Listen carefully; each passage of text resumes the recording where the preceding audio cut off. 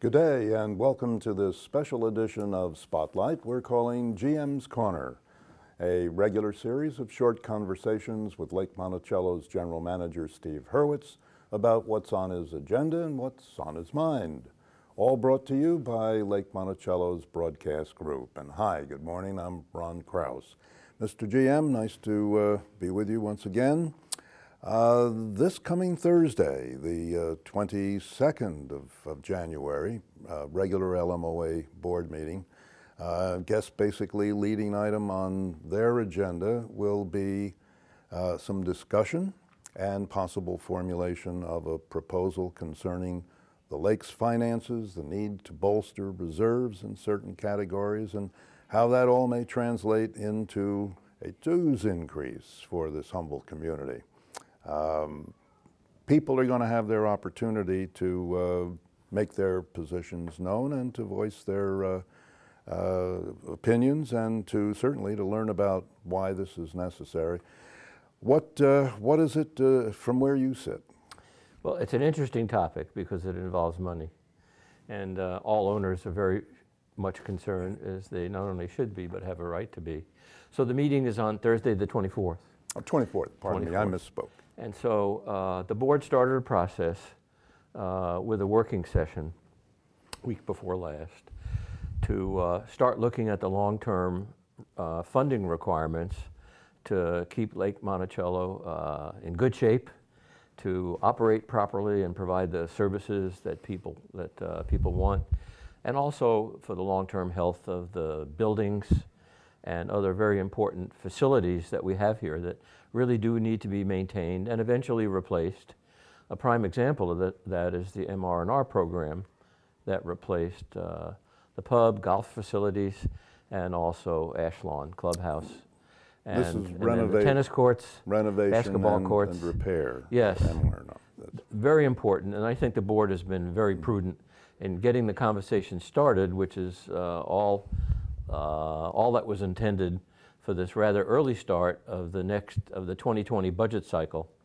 And I'll just say that we've been asked to do something that we're now publishing in Lakeviews the budget cycle, all the events that will occur that are coming up, so people know about it and can participate or see it or whatever. So in terms of people having thoughts about it, that of course is welcome, and their input is not only appreciated, but it's critical. Mm-hmm. So there are very many ways that people can do that. First of all, they can attend the meetings and observe, and then there's a comment period. They can also write in or email. Numerous ways. They can use Contact the Board that's available on the webpage. They can email me individually, and I'll be glad to put all of that together and pass it on to the board. Mm-hmm. I understand when people write me, they often mean it for the attention of the decision makers, the board, and that's not only fine, it's great. I appreciate people taking the time to do that. And I will point out that there's all kinds of information available concerning, for example, the current budget for 2019. If anybody's interested in how the money is being spent currently as a factor in how it might be spent in the future, the budget for this year is on the webpage. Mm-hmm. So are the monthly financials when they're finalized, and a wealth of information, including all the policies that have to do with the association's financial health and operations. So we look forward to people participating in every way possible. Mm-hmm. Pertinent to Thursday evening's meeting, of course, there already has been a rather lengthy treatise submitted by the board, I presume by Treasurer Marlene Weaver, detailing what the considerations are, what the needs are, and also very good coverage of that work session in the Fluvanna Review. Our crack broadcast investigative team was on the scene for that, and a number of interesting facts pointed out that in the last year or two, we, for instance, have obtained insurance on the dam. We had that scare about the dam possibly breaking. An extremely important thing going forward, but that's $50,000 right there. Yes, it is, and in fact, the dam is valued at $23 million. Uh-huh. And beyond that, the dam has created the lake and continues to do Sure. that. We pay an awful lot of attention to it from the staff standpoint and the board standpoint. And in addition, the whole idea of what funds are needed in the future, the proof of the seriousness of the subject is, in fact, what you mentioned.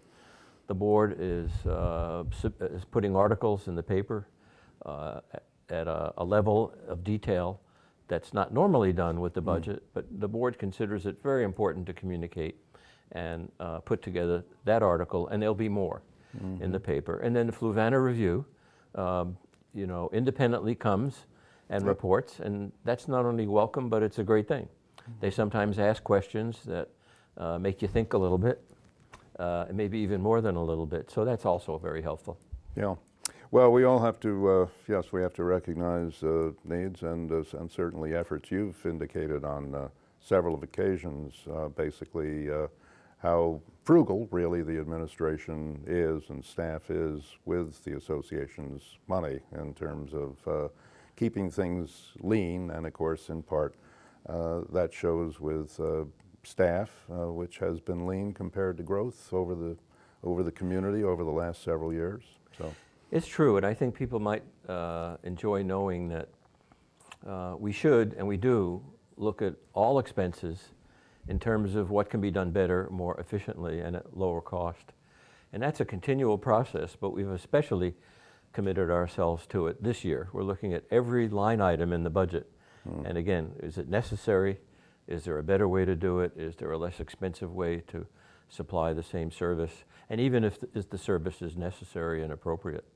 Fortunately, we have a lot of guidance in that previous budgets and operations, which have always received substantial review.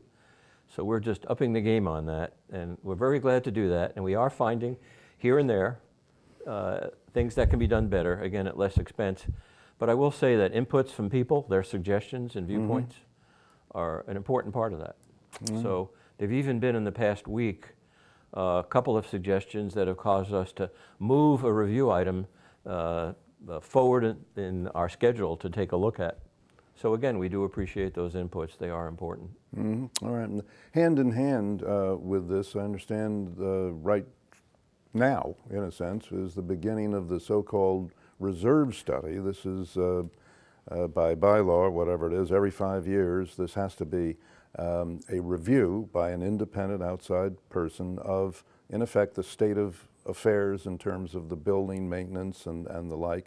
And how does this figure into this whole process? And it happens probably, it's a very good timing. It's at a perfect time for us, and it started this morning at 8 o'clock with our reserve provider, the company that will publish the report, which is substantial. He arrived and we kicked it off at 8 o'clock this morning. And so the report is the basic building block of the long-term budgeting and financial planning.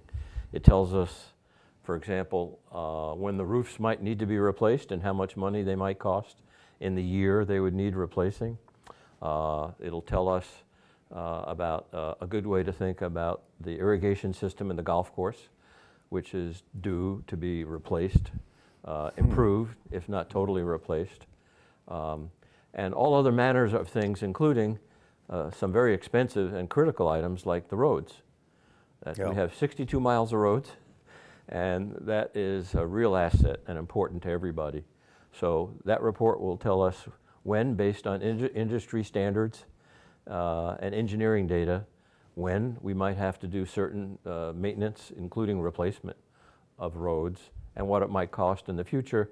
That's all put together and all put into an algorithm, and it'll tell us what monies are needed every year to build up the funds to do the work when it's projected to be needed. A good thing about the reserve study we're getting this year is every time something big happens, we'll be able to enter it into the database, and then it'll give us new numbers. Now, it won't change very much because we're talking about long-term forecasting. But if we have to do something major that we weren't planning on, for example, a windstorm and a roof, and it's, of course you would look for insurance, but still it changes the nature. If you have a roof that you were planning to replace in 5 years and it got blown up and blown away and you replaced it, well, you're no longer planning to replace it in 5 years. All right. So you can enter that and it'll be a live working document for every budget cycle. But it's very important right now, so we're looking forward to that report.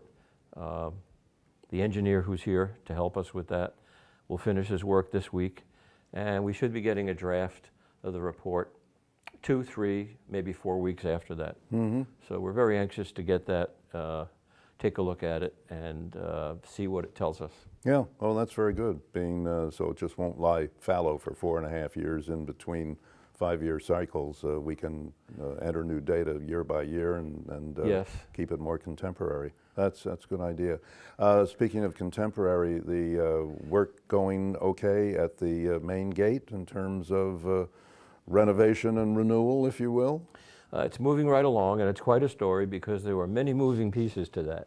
And as most people who've come in through the gate have seen, there's nobody in the building currently. Right. They're over in the ops building, sitting at a window looking out.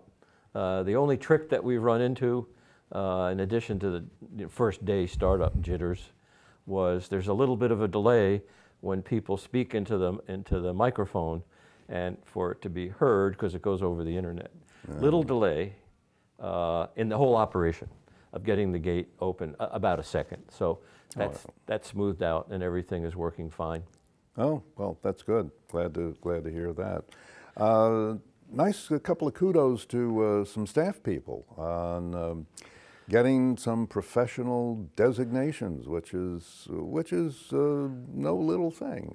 Just tell us about that. I'm very proud of that. We've had Tom Schauder, who's the head of our maintenance operation, recently passed a national test to become a certified manager of community associations, and he joins Angie Cook, who's our contracts manager, with that.